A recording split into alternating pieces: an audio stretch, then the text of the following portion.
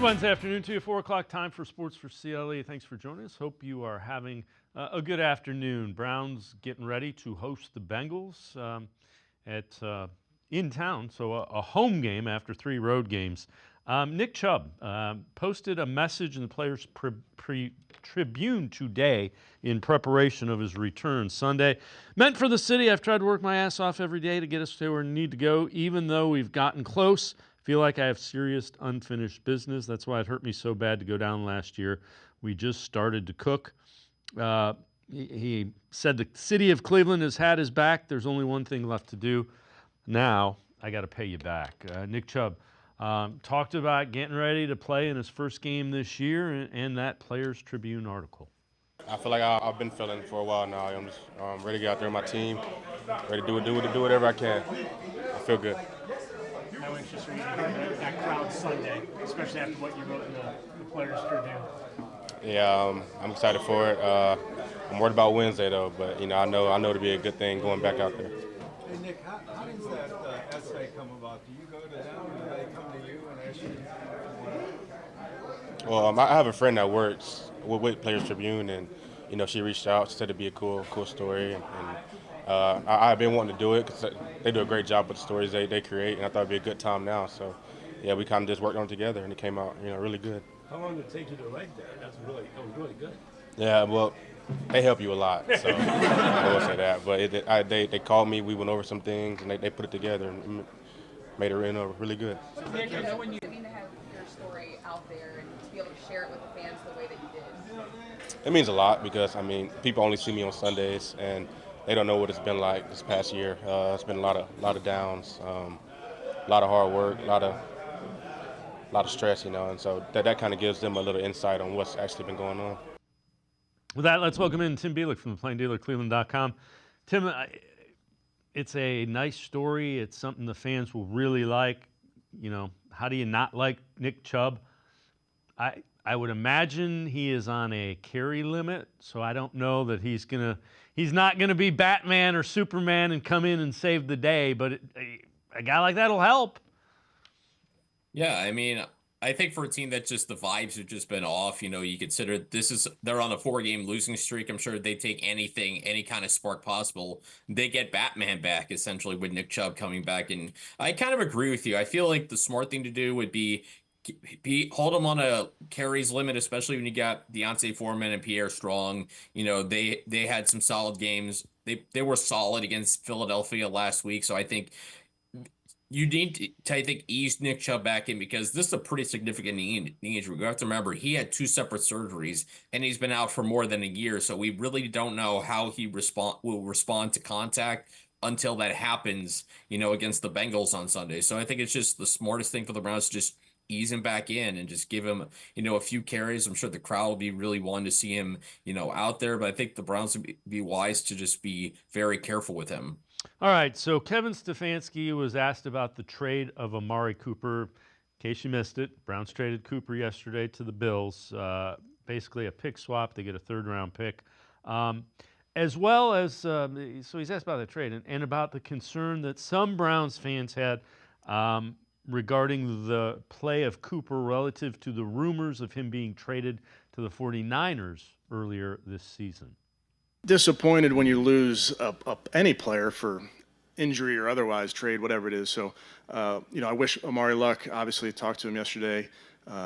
We're excited. It opens up opportunities for other guys. But, you obviously become close to your players, and you don't like to lose anybody for any reason. But we understand the business part of that, and we're excited what the opportunities will be for some other guys. After Amari posted LOL, I wouldn't have minded at all about that trade. He went out and really didn't necessarily have his best first 6 games of his career. Do you think he in any way, shape, or form didn't give his 100% all to this football team? I don't think it's fair for me, Mary Kay, to speculate on that. Amari came to work every single day, did everything that I asked of him. Again, wish Amari luck, but past that, I don't have much to say. And Tim, again, he just didn't play. Cooper didn't play well. Clearly, I won't say clearly, it seemed like he would rather be somewhere else. I mean, it's hard to say, exactly what was going on with Amari Cooper. I think we knew, obviously, he wasn't the best version of himself. He had those bad drops the first couple games. He had that ball in Las Vegas go off his chest that turned into an interception. So, clearly just Amari Cooper just not the best version of himself. And I just wonder, he went through so much this offseason with, contract dispute, with the rumors about being involved in a trade for Brandon Ayuk. I mean, these guys are human, so who knows kind of what happened with Amari Cooper. I mean, certainly it's interesting. We'll probably never know the truth for sure, but I would have to imagine, there's a lot going on because this last year was contract. So, but now he gets a chance to go to Buffalo, play for a team that's contending for an AFC title with Josh Allen. He instantly becomes the #1 in Buffalo. So for Amari, it's a good situation for him to be in. All right. So I know you wrote a couple of articles. One of them, Fact or Fiction. We do these quite often when you're on. Are Deshaun Watson's struggles at quarterback pushing the Browns towards drafting a quarterback? Fact or fiction? Right now they are. I mean, you see it just with the fact that they continue to struggle. They continue to just really not function well at all against some weak NFL defenses. Right now, 30th in offensive scoring, 32nd in passing yards, 32nd in passing yards per attempt. And right now, they still haven't scored 20 points in the game. They still haven't gained 300 yards in a game, and they're more than a third away into the season. And when you look at where they are record-wise, they have the same record as the New England Patriots and the Carolina Panthers right now. Right now, according to Tankathon, if the season ended right now, they would have the 2nd overall pick in the 2025 NFL draft. And, if Deshaun Watson can't turn this back around, if he can't get on track, looking like the quarterback he has, and there's the longer this goes on, the less likely it seems like he'll get there. If you're the Browns, you have to at least consider the future of the position, and maybe that this isn't going to work. But, I mean, you have to know for certain. And when I look at this draft class, obviously the guy who stands out at the top is Shedeur Sanders from Colorado. He's been my favorite guy for this draft since, late last season. He's got a clutch gene. Anybody that hasn't watched him, I recommend it. Say what you will about Deion Sanders and how you feel about the program, but there's no denying Shedeur Sanders is absolutely legitimate. And the Browns would certainly... I mean, they have the talent to certainly be much better than this. They could certainly go on a run and have a later pick than this. But right now, with the way Deshaun Watson, this offense is struggling, they could be pushed into a position where they may have to reconsider the future of the quarterback position if it doesn't get better over these last 11 games. All right, so some moves relative to the roster as well today. The Browns designate Juan Thornhill, calf, to return from IR. Also, Browns not practicing Ethan Posick. That's not great. Jerome Ford, Ronnie Hickman. Grant Delpit, concussion, did come back from practice. That's along the concussion protocol. He's making progress to that. So the Browns certainly would like to have Grant Delpit back, without question. Yeah, 100%, especially because you got Joe Burrow and Lamar Jackson these next 2 weeks. You got AFC North play coming up, so it's going to get much tougher before it gets easier for the Browns. I know they've had a lot of success against Joe Burrow in the past. They've only lost to him one time since Burrow came into the NFL. But, the way the Browns are struggling right now, on both sides of the ball, it's going to take a lot to turn this around. And I think in a matchup like this with Joe Burrow playing as well as he is, he's one of the best quarterbacks in the NFL this season. Even though the Bengals are 2-4, you need as many of your best players available. So designating Thornhill to come back from IR doesn't mean necessarily he's going to play this week, but the fact that he's getting closer is a good sign. And if Grant Delpit can, in fact, come back this week, that's just a huge piece to have back in that secondary, because you got to worry about Jamar Chase and T. Higgins and that explosive passing game with the Bengals. So obviously you want to have your star safety and Grant Delpit available. So I'll be curious. I mean, you obviously hope, if you're the Browns, that you can get him back there and just be as sound in the secondary as you could possibly be for this game. Tim Bielik and I are going to step aside, take a quick time out. Other side of the break, Greg Wilson, former Browns coach, what he thinks about some of the drop passes and penalties. Sports4CLE, will be right back. You know what I think? I don't think you have the stones. Oh, I've got the stones. I think you're the one that don't have the stones. Let's settle this once and for all. Gamble up to the 4 new Ohio Lottery scratch-offs with all kinds of stones. Gemstones, diamond, emerald, sapphire, and ruby 10s. $10 each, 10 times multipliers. 2 fast spots for quick draw wins of up to $100 and a $500,000 grand prize. Which one will you get when you order them up? Well, that's just the luck of the draw.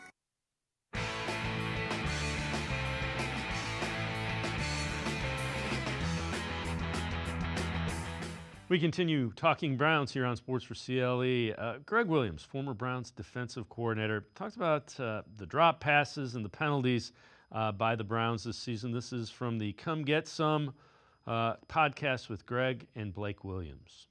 And as you know, with me, every coach, every player, every equipment manager, every trainer, the 2 words you got to own to be a part of this team that I'm involved with is accountability and availability. You're not going to be available when you're not accountable. And we do that in the meetings, how you sit in a chair. We do that in the locker rooms on how you take care of your locker. We do every single thing from a structured discipline accountability part of it. And right now is they do what they want to do. And I don't care, especially at the receiver position.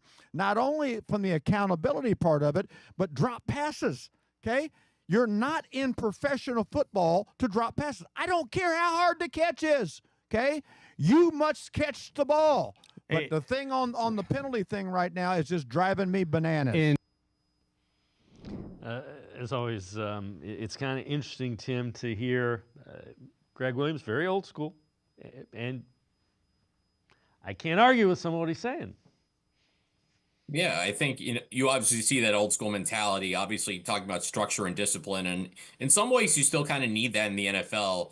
And you really can't succeed without that kind of accountability. Again, we don't know. We only see what we're basically told from Kevin Stefanski and the coaches and the players. There's always certainly things behind the scenes that we'll never see or whatever. But I think with the drop passes and the penalties, it comes down to a focus thing, attention to detail. And as much as, we talk about Deshaun Watson struggling, it's as much as, he's deserves some blame. I think so does everything else around him. The line continues to struggle. I mean, you talk about that sequence. I think it was in, the last 2 games, they get down deep in opponent's territory, and because of penalties and drop passes, essentially, they're forced to back up, and then they can't even go for touchdowns anymore. They have to settle for field goals in those situations.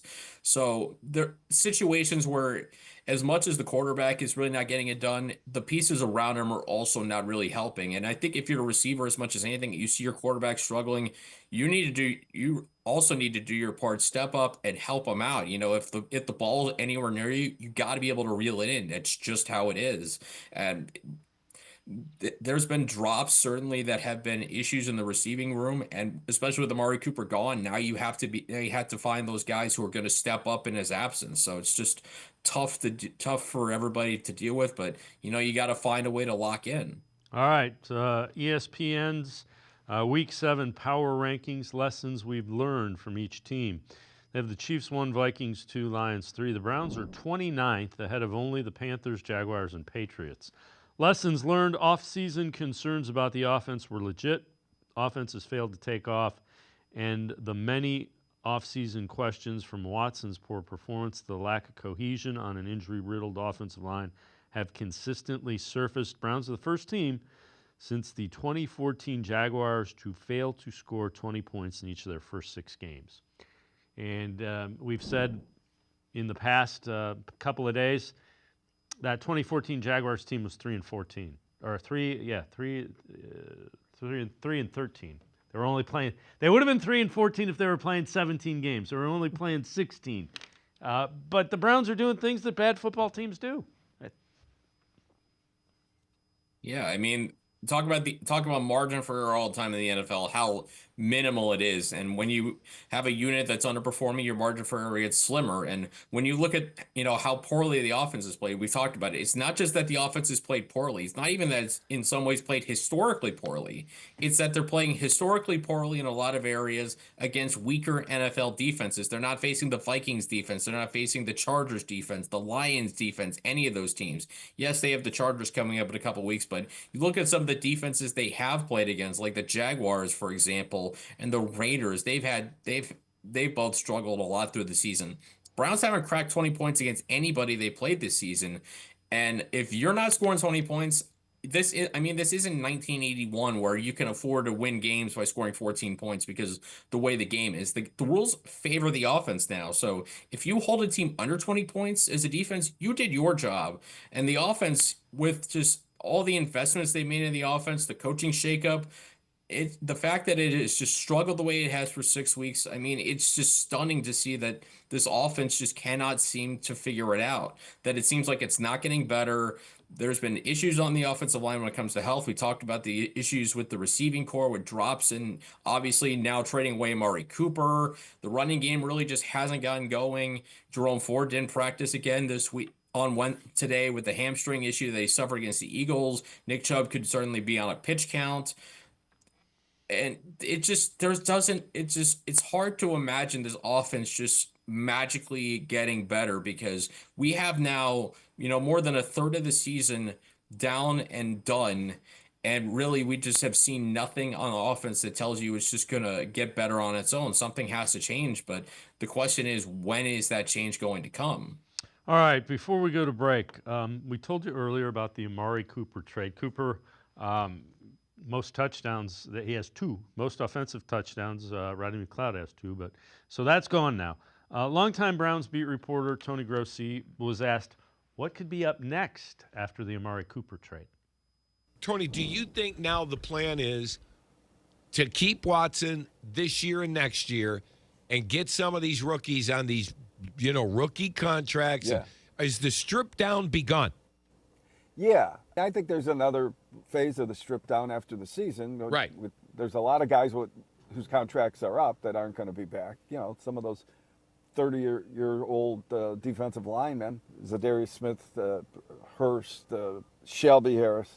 So I think those guys won't be back. But they still have to shed guys who are under contract because, again, their salary cap, they're over their salary cap next year. There still could be some hard decisions. And Tim, that, it's kind of where they're at right now. Yeah, I mean, this was, the worst case scenario just with what happened with Deshaun Watson, that you would hope that he could be what he was in Houston, but that's not looking like it. And, Amari Cooper being traded away, you wonder if this is the beginning of a fire sale for the Cleveland Browns. Obviously, this team is underperformed. You could argue it's the biggest underperforming team in football right now, 1-5. It's a roster that on paper should not be performing as poorly as it is, but just for whatever reason, for the multitude of reasons that we see on Sundays, it is. So, I mean, who knows what else is going to happen? I mean, you look at overthecap.com right now, they would be over the cap, I believe, even with cap rollovers going into next offseason. So, yeah, there's moves they might have to make. I don't know if this is a roster you can completely strip down and go into another season with just all these questions on the roster and so many young players when you still have guys like Myles Garrett on the roster who I can't imagine you would want to trade just because of how much he means to this football team unless you get a king's ransom and a half to do something like that. But maybe you move on from expiring contracts and something like that to get picks. And this team, I think, because they haven't had a lot of picks in the last 3 drafts, the fact that Mike Hall Jr. and Cedric Tillman are the only top 75 picks they've had, that Mike Hall Jr. is the only pick they've had in the first 2 rounds of the last 3 years. And the hit rate on draft picks from the 3rd round on in drafts is so low that there really have not been a lot of valuable picks to make.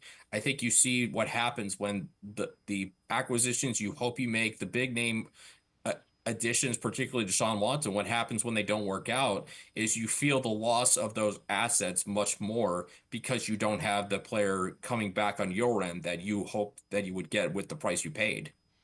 Tim Bielik and I are going to step aside, take one more time out. Other side of the break, turn our attention to the Browns Bengals. Sports4CLE. Be right back. Stay with us. Come back to go forward. Back to learning new things. Back to pursuing your dreams. Tri-C has flexible learning options to fit your life. And every year, more than 1,000 local companies provide Tri-C students with real-world learning. The right education can boost your lifetime earning power by hundreds of thousands of dollars. Start now with a college education you can afford. Tri-C, where futures begin.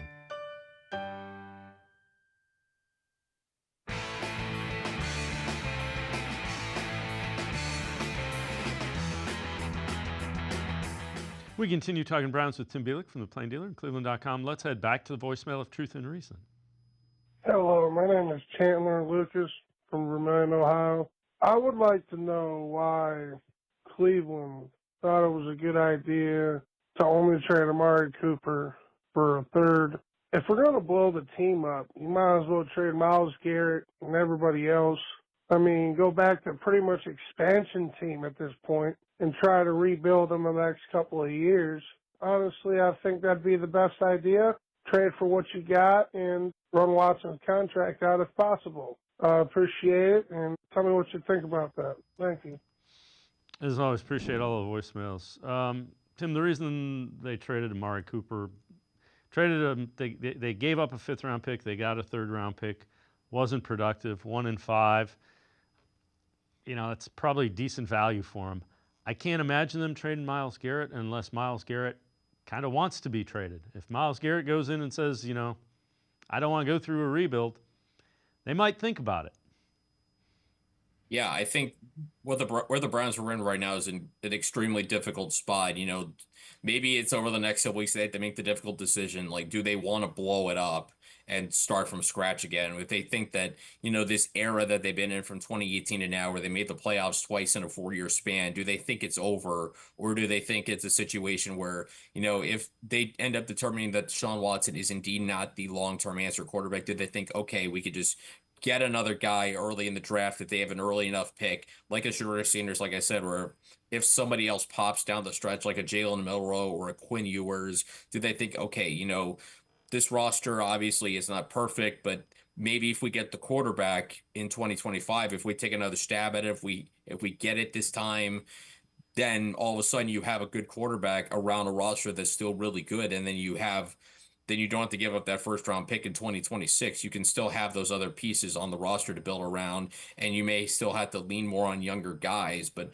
ultimately, like I said, it's a very difficult position to be in. Obviously, it's hard. I would imagine it's hard for any regime to just go ahead and say, okay, you know, it's not working. We're going to blow this up. We're going to start from scratch. Just because, again, the Browns just went through this. I know it's been 6 years since they picked 1st overall in 2018. I know it feels like a long time ago, but at the same time, in some ways, for Browns fans, they're kind of used to it in some ways. So it's the tough questions you have to ask as a front office.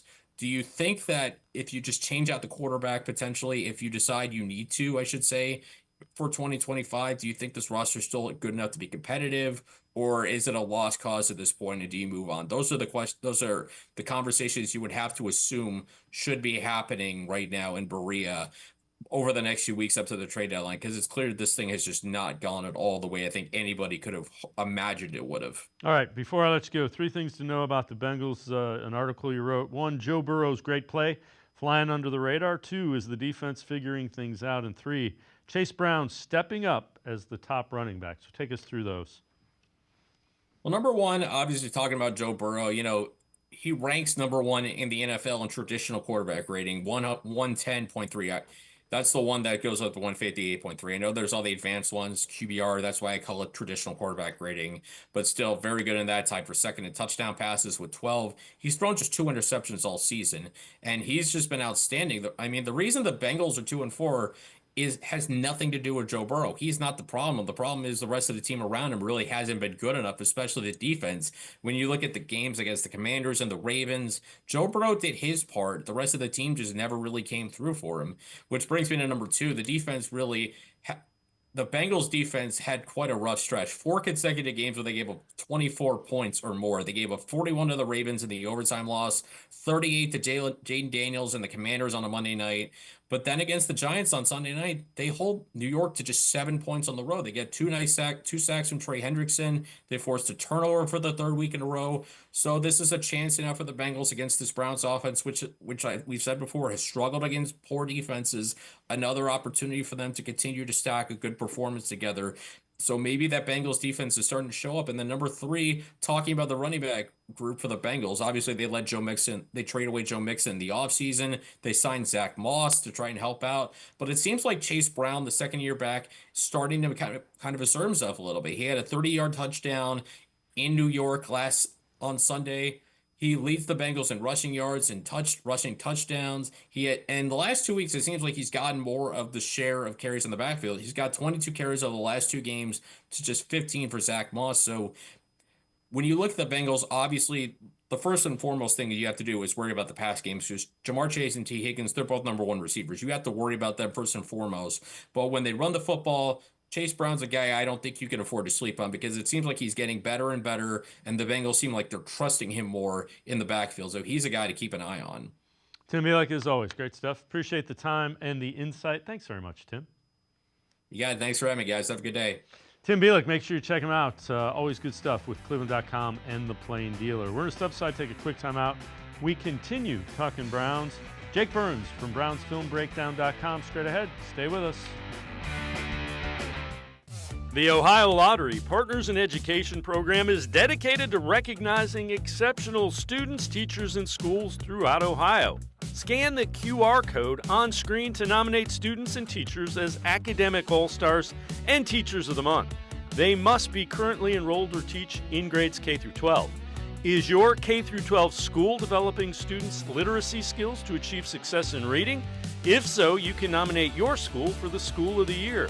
Students can win $100, teachers can win $500, and schools can win $2,500. Scan the QR code, fill out the forms, and nominate deserving students, teachers, and schools today. The Ohio Lottery Partners in Education program takes pride in honoring exceptional students, teachers, and schools across Ohio. Submit your nomination today. It's fun, fast, and free.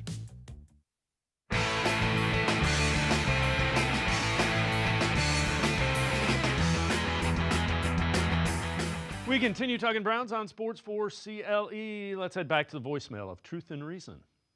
Yes, this is Daryl from Dixon. At first, I want to say I never, ever, ever wanted us to change our offense from Stefanski's system. I did want us to incorporate some different things to it. Yes, a little spread here and there, sprinkle some things in.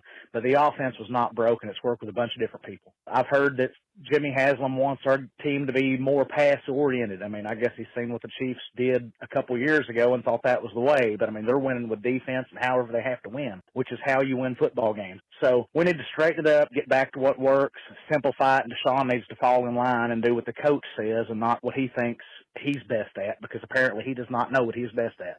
Thank you all very much. As always, appreciate all of the voicemails. Let's welcome in Jake Burns from BrownsFilmBreakdown.com. Jake, I can't say I was one of the ones that didn't want him to change the offense. We need to build the offense around Deshaun Watson. In retrospect, not working.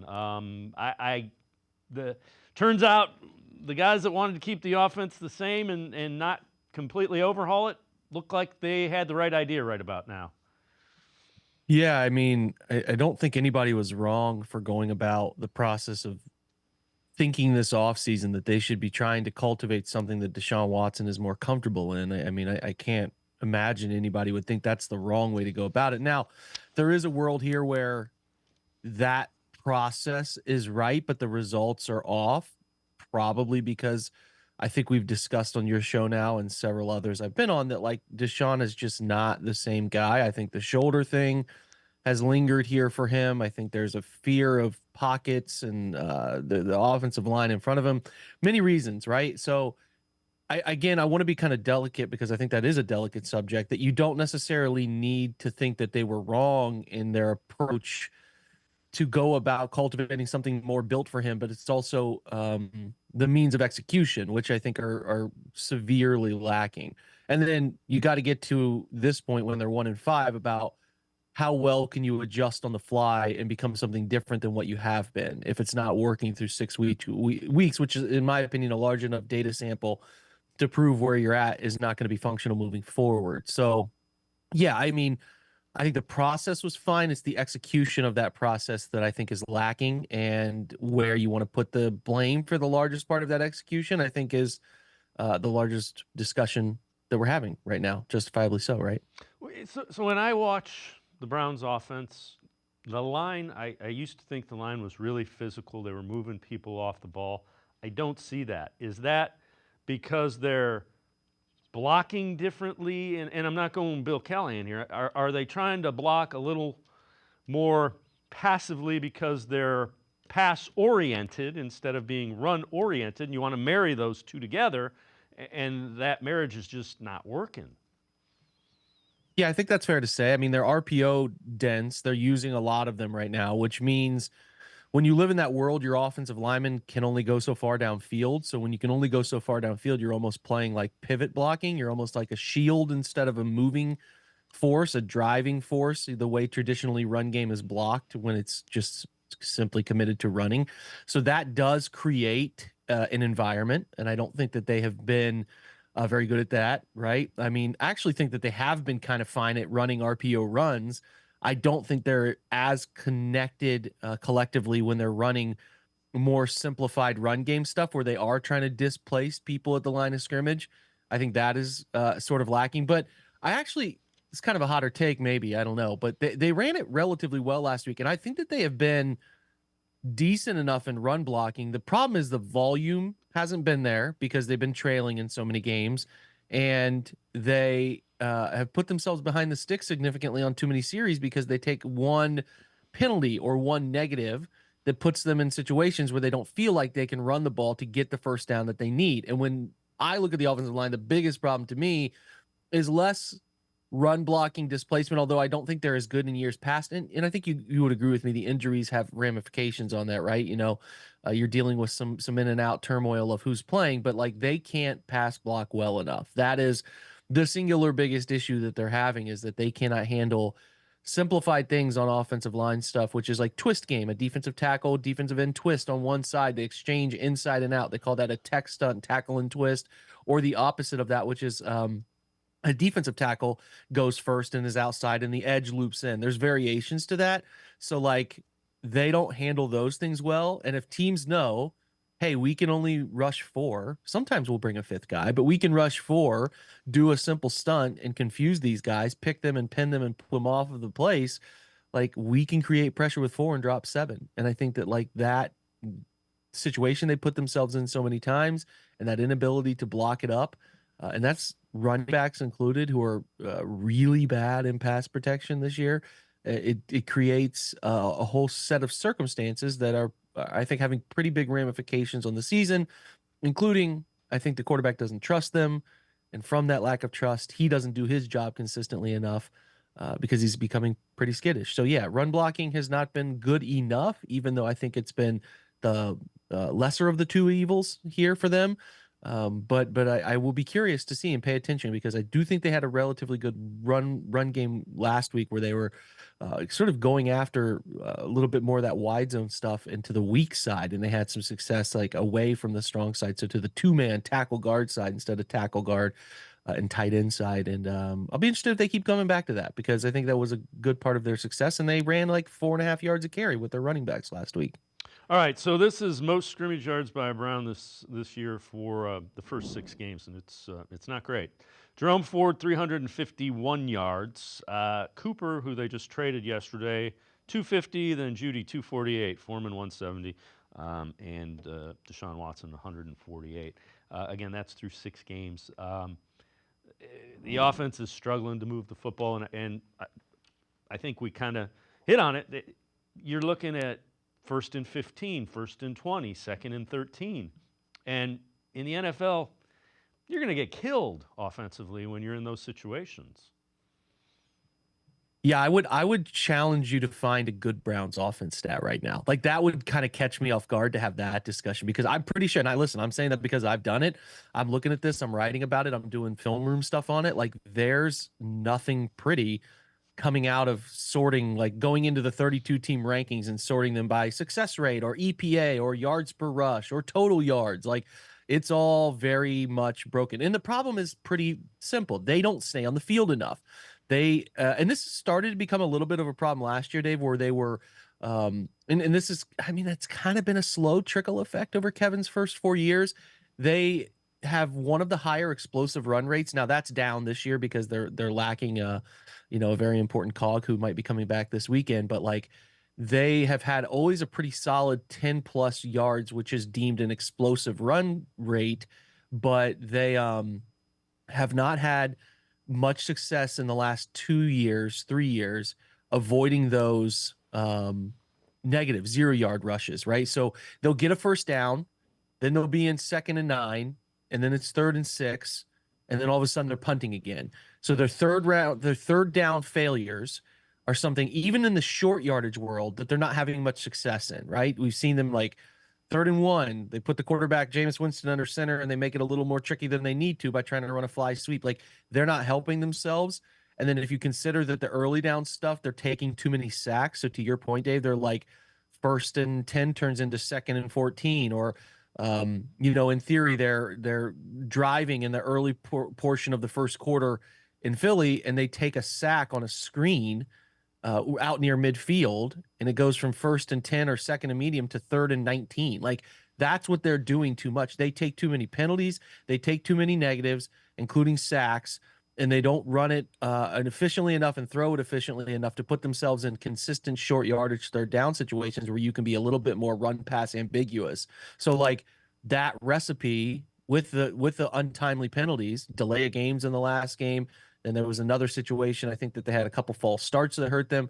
That's how you're not on the field enough. And you would agree with me, if you're not getting explosive plays deep downfield and you're not continuing enough drives, keeping things alive on 3rd down. They had an 0 for 25 streak going, Dave, on 3rd downs. Like, it was unbelievable. Like, if you're not converting 3rd downs or creating explosive plays, you're not going to be on the field enough. Like, you look back and it's like, oh, the Browns only had the 7 possessions in that entire game. That's the formula for having one of the worst offenses in the league, and we're living in that sort of scenario, which is not fun. No, and to your point, let's put it into a deeper perspective. This is since 2000, so it's 24 years, through 6 games, it covers 798 teams. Browns red zone trip tied for 784th, so only 15 or worse. Offensive penalties tied for 795, only 3 or worse. Yards to go on 3rd down, 795, tied for third worst. 3rd down conversions, only 1 team has been worse through 6 games since 2000. So when we say this is historically bad, it's not hyperbole. Those are some definitive numbers that, it's like, well, that's why they haven't scored 20 points yet in a game. Right, yeah. I mean, it's, again, we're watching it and you're saying to yourself, this is awful. Like, you are consuming through 6 games some of the worst offensive football that anybody has watched. You could make a logical argument that was the roughest 6 games of football that any NFL fan has had to consume. And I think that what makes people the most angry at this point, 6 weeks into a season that they tried to sell themselves as legitimate Super Bowl contenders, is that fact, right? This isn't average. If this offense was average, they'd have 3, could talk me into 4 wins right now. I don't think teams have been, think about the Giants, think about the Raiders, think about the Eagles game you just watched. And then you obviously include the game that the only game that they've won. If this offense was average, you're talking about multiple wins at this point. So, yeah, it's so hard to stomach that this is the reality they're living in. And I think the hardest part of that discussion is that they control their fate in the decision-making around who they're playing.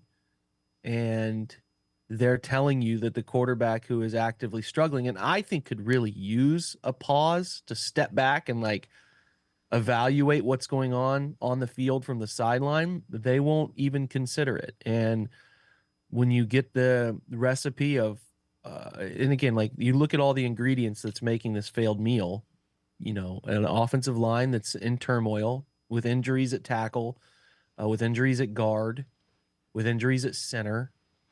And then you talk about wide receivers failing to do their part in consistently catching the football, a quarterback who's doing, I don't think the numbers can tell you any other reality than playing some of the poorest football we have seen.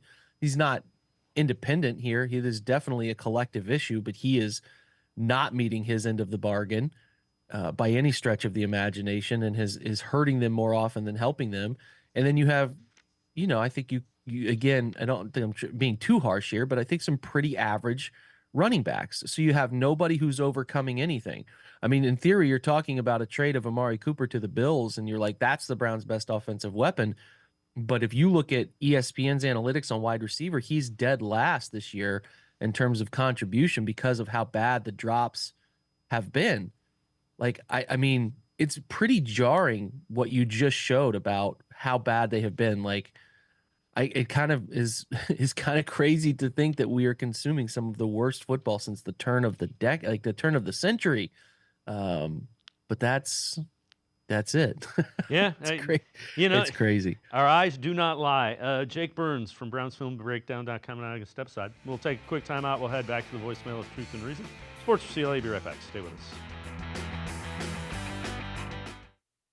You know what I think? I don't think you have the stones. Oh, I've got the stones. I think you're the one that don't have the stones. Let's settle this once and for all. Amble up to the 4 new Ohio Lottery scratch-offs with all kinds of stones. Gemstones, diamond, emerald, sapphire, and ruby tins. $10 each. 10 times multipliers. 2 fast spots for quick draw wins of up to $100 and a $500,000 grand prize. Which one will you get when you order them up? Well, that's just the luck of the draw.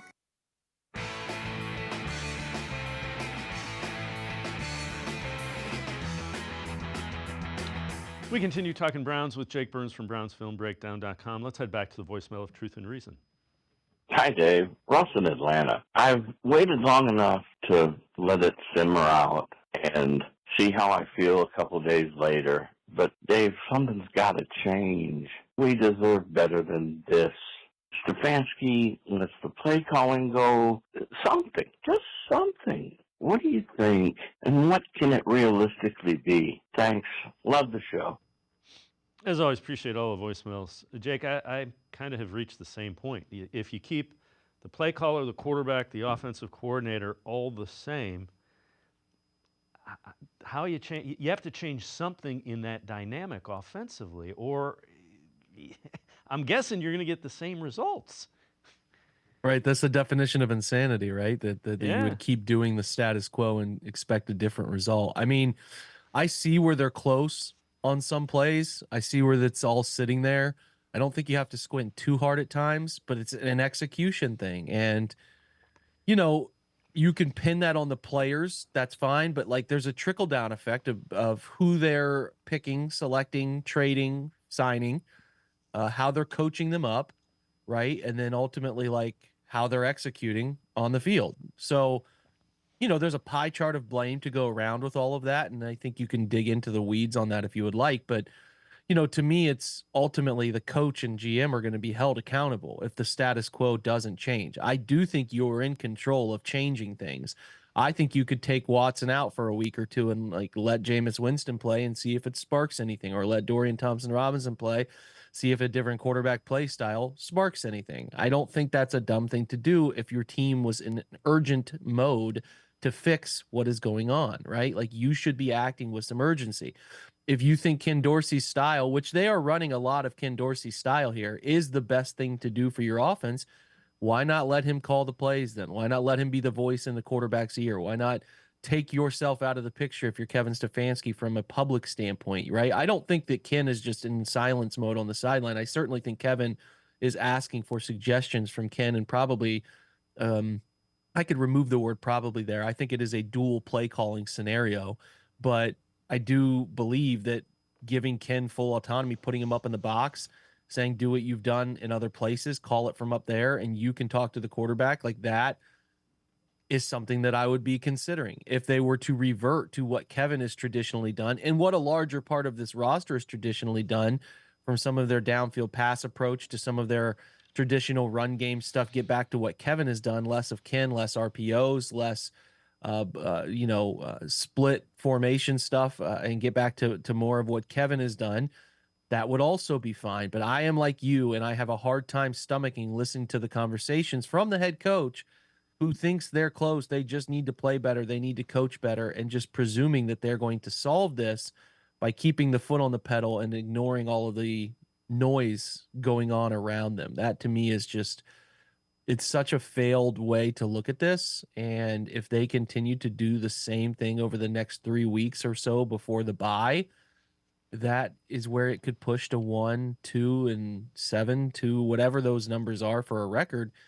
And like, I've always thought there was a world here where Kevin and Andrew would potentially get to pick another quarterback, right? Like, you go 8 and 9 or 7 and 10, and it's pretty obvious Watson is a large part of the issue, and they could get another chance. But you can't go 2, 3, and 13, 14, whatever, and get another chance. Like, there's going to be an upheaval, and especially considering the location of like the vibes around the team right now. If Nick Chubb were not coming back this weekend and hadn't spent that time writing a special letter, like it has a chance to be extremely ugly in Cleveland, even despite that, because I think people are so over all of it and have a hard time stomaching that their franchise is telling them they're trying to win games when their actions are not meeting those words. And I think that is a very fair place for Browns fans to be, and honestly very offended by it. Yeah, and the fan base is angry. We hear it all the time, and you know what? I have defended the general manager, the head coach, even the quarterback up until recently. I can't defend any of that. I was one of the guys that said I don't think you can go away from Deshaun Watson. I think you owe it to the other 52 guys on the roster to find out if we change quarterbacks. Does that I mean, you've got guys like Myles Garrett playing with 2 aching legs. Joel Bitonio is in his 30s getting beat up. How do you look at them and say this guy gives us the best? They're not. They know what's going on. That's why I sit there and I look at that. How are you selling this to the guys in the trenches that are getting the crap beat out of them every play, every week? That's a great point, and I don't know how you get there. I think I've kind of tried to illustrate that. I think that there's some stuff around Deshaun Watson's.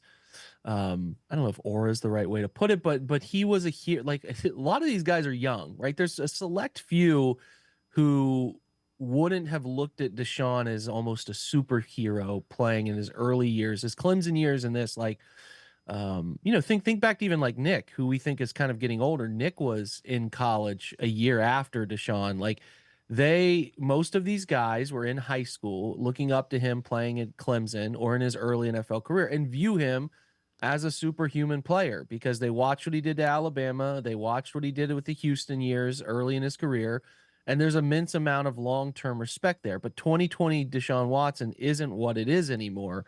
And I think that there are some people, including Amari, who didn't view him that way, who went through college a little earlier than him and are older than him, and they don't view it that way. And they see what's gone on, and they understand and are not so publicly supportive, is the way to put it.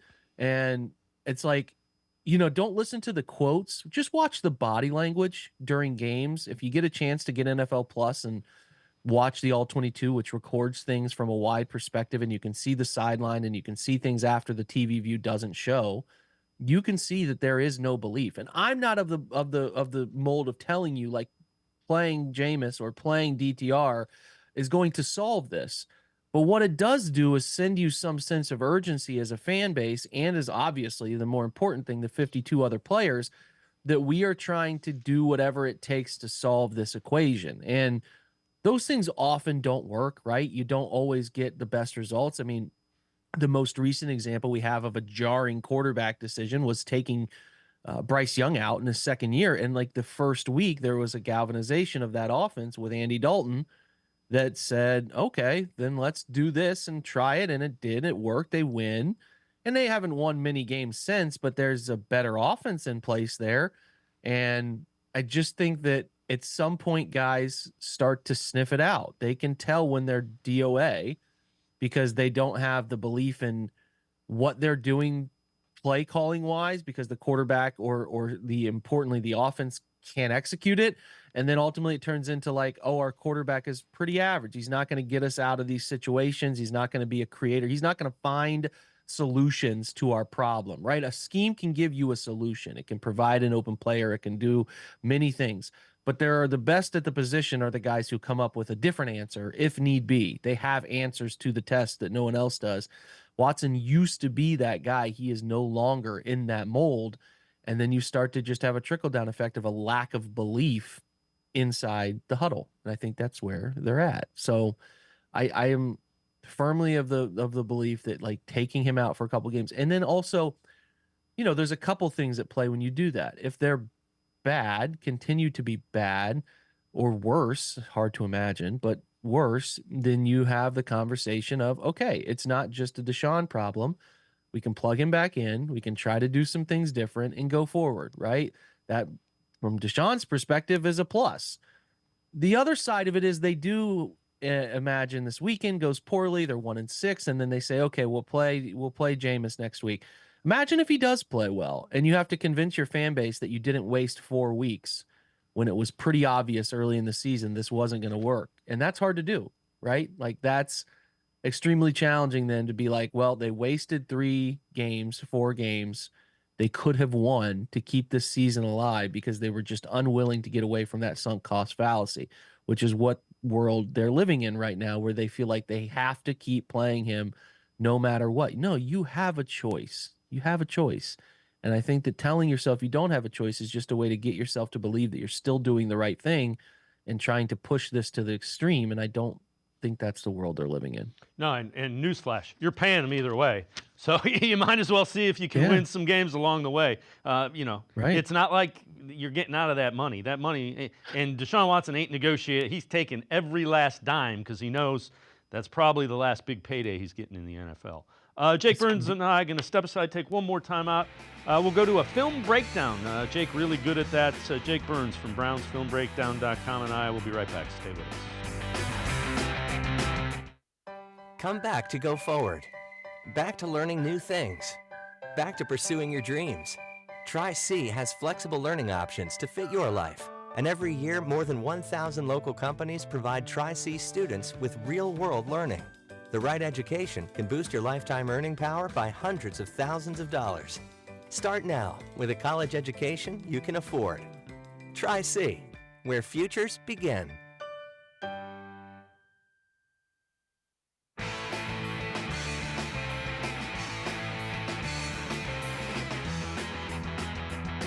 We continue talking Browns with Jake Burns from BrownsFilmBreakdown.com. Let's head back to the voicemail of Truth and Reason. With Amari Cooper getting traded, do you think it's time for Jamari Thrash to show what he can do out there? I think he's starting against the Bengals this week. Like I said, he could be wide receiver 2 or wide receiver 1. I've seen him in preseason. He's really good. But I think it's time for Jamari Thrash. And I told you guys he was better than Jamar Chase. So tell me what you think. Let's go Browns. As always, appreciate all the voicemails. Jake, I'm not sure with Thrash. I think he has some traits that you're interested in. If he was somebody that was going to come in and light it up, he'd have been in there already. This offense is looking for guys. Yeah, I mean, I have a hard time believing that he's like giving them some sense of belief. I mean, I'm also, now that they're down Amari and they moved on, I would be pushing the limit of like, I mean, I know what Elijah Moore is. I don't have an interest in any long-term partnership with him signing another year or two. So I would spend as much time figuring out who Jamari Thrash is and who Cedric Tillman is and if they can be any good in the NFL. I mean, that's where I'm at with it. I think they should be flirting with finding as many different answers. I would try playing Mike Woods a little bit. Because I mean, at this point, like, Jerry Jeudy's going to get the most targets, and he should, and he'll be the top of the list for them, and they'll get David involved, obviously, continue to get him involved. But I'm of the belief that right now you're figuring out some things for the future. You have already told your fan base by trading Amari, you're punting on the year. So I would be spending this time figuring out, can Cedric Tillman be anything? I've been so disappointed by what his early career has been. From the minor details to the major details, and I would use this year to figure out if there's a future. Same with Jamari Thrash, and that's the thing I'd be focusing on. I mean, even if Jamari Thrash has been inconsistent in practice, whatever, I would be putting him into real life game reps scenarios and just pushing these rookies and young players to figure out who's going to be a part of it. And if they're not going to be a part of it, you make that decision. Then you have an idea going into the offseason what you need to address. All right, one of the things that Jake does, film breakdown, he's from BrownsFilmBreakdown.com. We got some of this video from BrownsFilmBreakdown.com on Twitter, X, whatever you want to call it. So Jake, film breakdown on the passing game. Let's take a look at this and kind of take us through some of the things that you see here. Yeah, this was just an illustration of like at points. I mean, I'm breaking down every pass, so there is some good mixed in here that we talk about, but this is an example of like where I believe Watson to be broken. So the left side is the primary read. He's reading the back and then he has an out and up on a 3rd and long. This is a 3rd and, I don't know, guys. I think this is after the sack on the screen I mentioned earlier. So you're talking about 3rd and 18.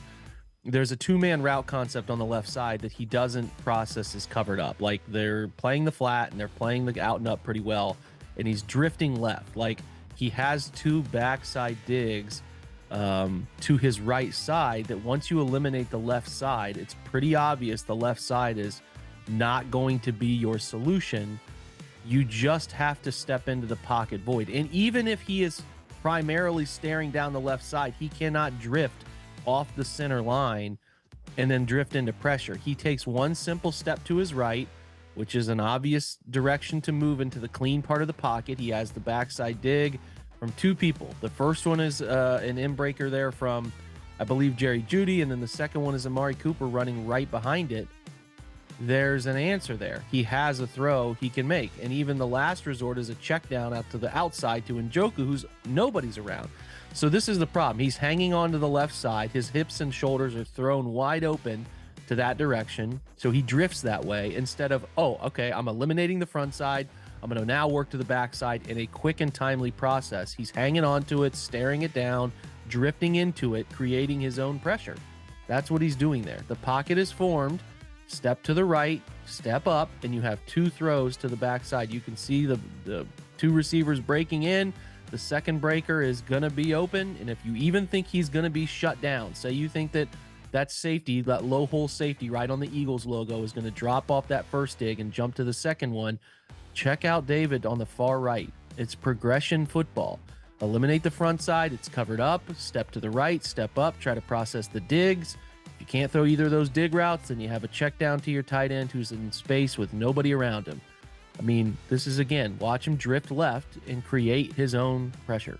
I mean, that's it. That's like the paradox, paradox isn't the right word. That's like the microcosm of where this is right now in terms of there are times the offensive line does nothing to help him. He has no chance. Maybe the back doesn't block his guy. He gets bulldozed. There are plenty of those in those studies, but there's also plenty of them now where it's blocked up fine and the scheme gives him an answer, but he is so mentally broken because his process is so sped up, almost like a rookie where the game is moving too fast for him that he creates his own pressure or he's running into sacks.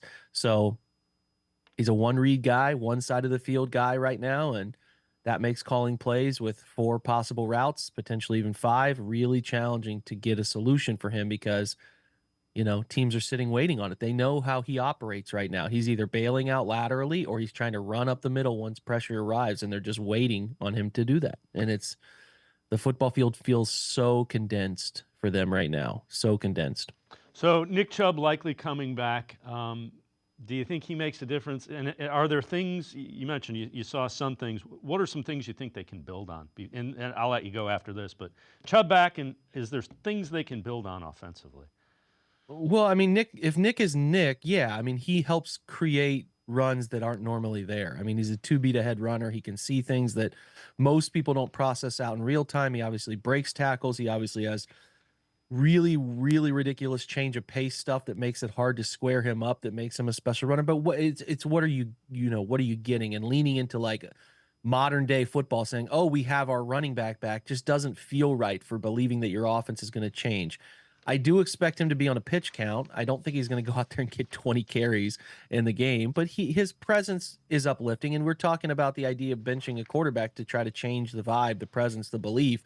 Nick is like Miles in the sense that, when your chips are down and when the odds are stacked against you, if you have one of these guys, you like one of them to be your quarterback, but that doesn't always happen for every franchise or, we wouldn't see the desperation there, but ask Bills fans or Chiefs fans or, Ravens fans, right? Like we have a guy who we think no matter what the situation, the play call, whatever, can find an answer. He's a solution finder. He uplifts everybody. We might have the odds stacked against us. They might have the perfect defensive play call, but it doesn't matter because we have our guy and he can find something.